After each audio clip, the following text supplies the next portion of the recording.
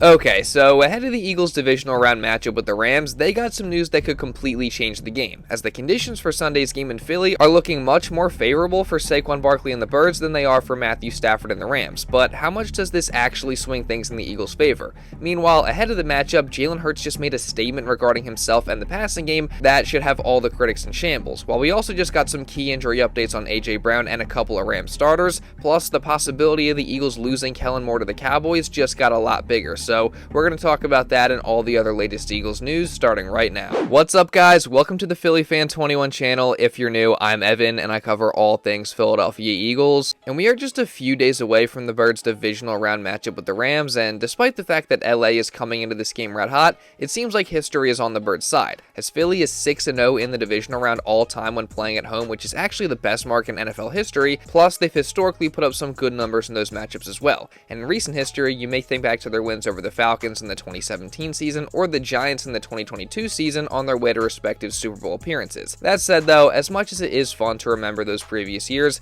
the history really doesn't matter at the end of the day, as each season is obviously completely different. And all that really does matter right now is that the Eagles do everything in their power to make sure that they're as prepared as possible for this matchup with the LA Rams, who again are playing some great football right now. Yeah, they're playing really good football. I think that was pretty obvious when we went in to play them last time too. You know, they had won 4 out of 5 before we played them, and then pretty much have been undefeated since then. Well, I think they've always been a great team,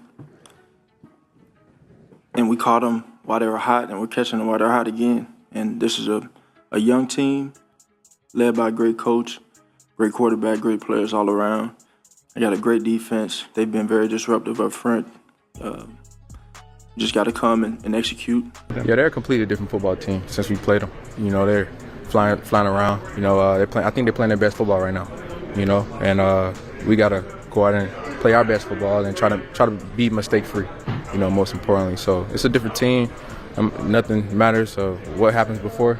In that past game. It's pretty safe to say that Sirianni, Jalen, and AJ know they're about to face a really good team, and again, one that is red hot, as they're winners of 6 straight games when their starters play, including most recently a 27-9 drubbing of the Minnesota Vikings in the wildcard round. So again, it's pretty clear that they're now playing their best ball in the most important part of their season. However, one thing that could change things a bit for LA in this upcoming matchup with Philly is the health of a few key players. As right now, the Rams are currently dealing with a couple of new injuries that just happened in the game against the Vikings. First to tight end Tyler Higbee, who went down with a chest injury during the wildcard matchup, and then actually ended up having to be transported to a local hospital in Arizona after he was apparently coughing up a little bit of blood. That said, as scary as that does sound, the good news for Higbee and Rams fans is that it seems like he's going to be just fine, as he was able to travel back to LA with the rest of the team following their win over the Vikings, and he has been back out at practice to begin the week for the Rams. So I'd say that's definitely a good sign for his availability against the Birds this Sunday. And then take into account that head coach Sean McVay literally said this week that Higbee himself expects to play on Sunday, and I'd say it's a pretty safe bet that the tight end will in fact be out there against the Birds. However, it might be a little bit of a different story for Ahkello Witherspoon, as the Rams starting cornerback suffered a thigh injury in the win over the Vikings, and unlike Higbee, he was not at practice to begin this week, so that's definitely not a great sign for his chances to play on Sunday. And while obviously the week isn't over yet and a lot could still change, if the Rams did have to play without Witherspoon, that would definitely be a big blow for their defense, as the 29-year-old defensive back has been playing some very good football recently and has been a key part of their defensive turnaround. Plus, he's made some big-time plays, including forcing the fumble against the Vikings that was eventually returned for a defensive touchdown. So, again, LA would certainly miss his presence out there if he can't go. Plus, it would also make the task of slowing down Eagles star receiver A.J. Brown a lot more difficult, as obviously without one of the Rams starting DBs out there, that would only create even more favorable matchups for the 3-time All-Pro. And we saw what A.J. was able to do the last time he faced this Rams defense, so there's no reason to believe that he couldn't do it again, especially since it seems like he's starting to take steps forward health-wise, as obviously Brown has been dealing with a lingering knee injury for a while now, but after the win over the Packers, he did say that he felt like he was finally starting to turn the corner in regards to that knee injury, and while he was listed as out for Wednesday's practice, AJ did provide yet another positive update on his knee during a press conference. AJ, how did the knee feel for the game? I know you weren't at practice today. Was that the same as last week? Was managing it? Yeah, I felt fine after the game. You know, came out clean and just all the parts playing.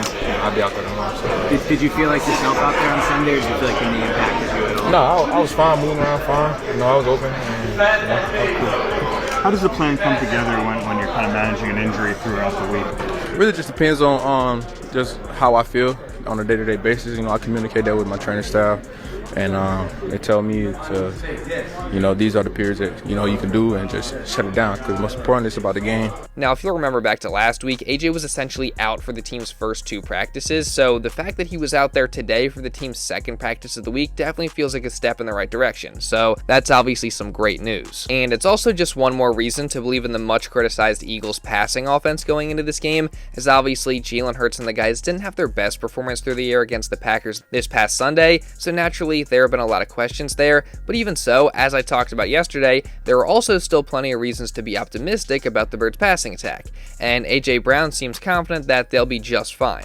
I'm always be optimistic about it. You know, last week wasn't our best performance, you know, so we got a great opportunity ahead. Luckily, we got another opportunity to go out there and perform, you know, and that's what we focus on. What gives you the confidence?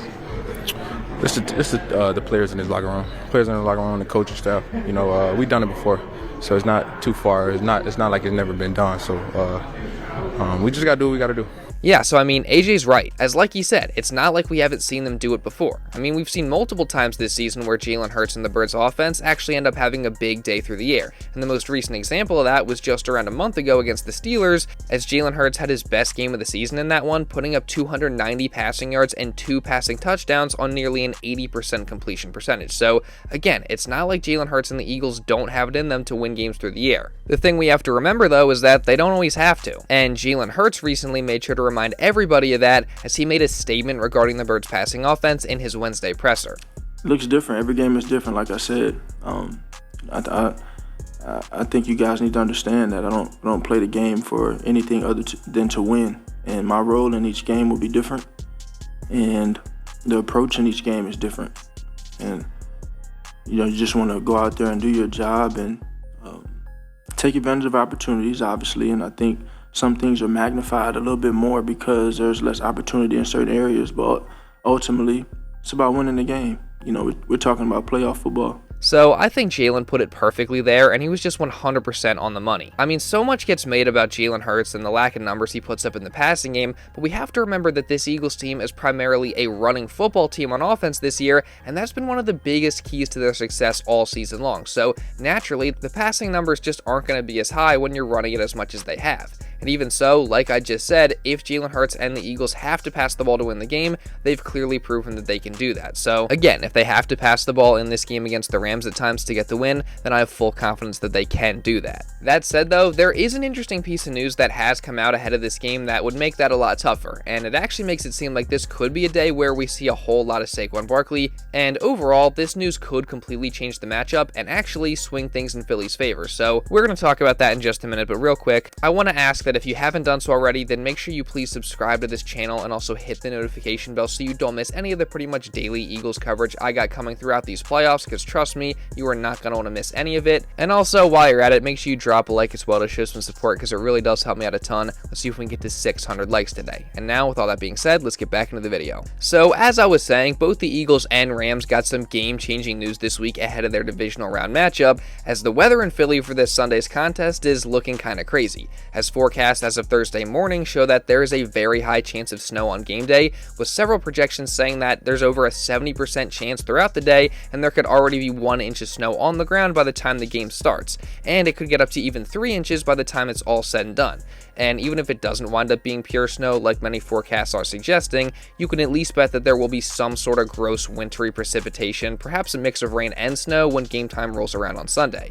And if you ask me, that's an advantage for the Eagles, as with the Rams' home stadium being a dome and in LA, they're not exactly accustomed to playing in these bad weather, even cold weather type of games. Plus, their quarterback Matthew Stafford is a guy who has played in a dome throughout his entire career and has just a 1-8 record in rain/snow games, according to Tucker Bagley. Meanwhile, the Eagles, on the other hand, are very used to having to deal with the elements and the cold weather of the East Coast, especially after last season. Plus, the high chance of precipitation means that there will likely be a lot more running going on than passing passing for both teams, and that's yet another advantage for the Eagles, who, if you remember the last time they played these Rams, they rushed for 314 total yards, while Saquon Barkley set a new franchise record with 255 rush yards on his own in the LA Dome. And even though, obviously, the harsh conditions will make it tough to replicate that, you also have to take into account the fact that despite them being improved, the Rams are still ranked just 22nd against the run on the season, and as Jalen Hurts said yesterday, regardless of the circumstances, really nobody has been able to stop Saquon Barkley all season long. I don't think that there's been a game where he's been taken away. Right, but they try to. Yeah. That's what I'm saying. They try, you know. He's a great player, you know, and I think we complement each other well.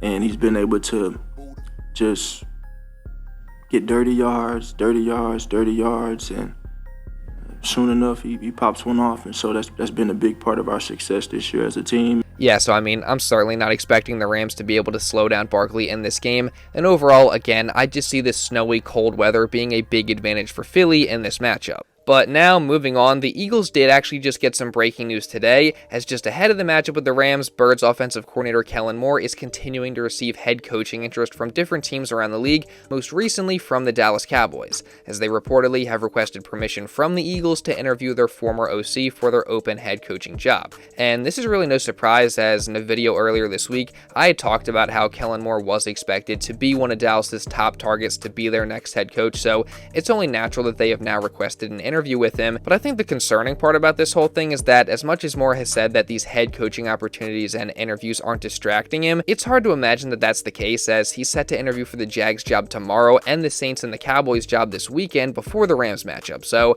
I'm definitely not a fan of that, as we just can't afford for our offensive coordinator and play caller to not be locked in, as we're literally trying to make a Super Bowl run. Plus, also, I just really don't want to lose Kellen this offseason, especially to Dallas all teams, but it is seeming more and more likely that that's a very real possibility. So I'll make sure to keep you guys updated on this whole situation as it continues to play out. And also, you guys already know that I'm going to be covering all the other Eagles news throughout this entire playoff run and moving forward after that. So again, if you guys don't want to miss any of that, then make sure you subscribe, and also really importantly, again, turn on those notifications so you don't miss anything. And also, again, make sure you drop a like to show some support, because it really does help me out a ton. Again, let's see if we can get to 600 likes today.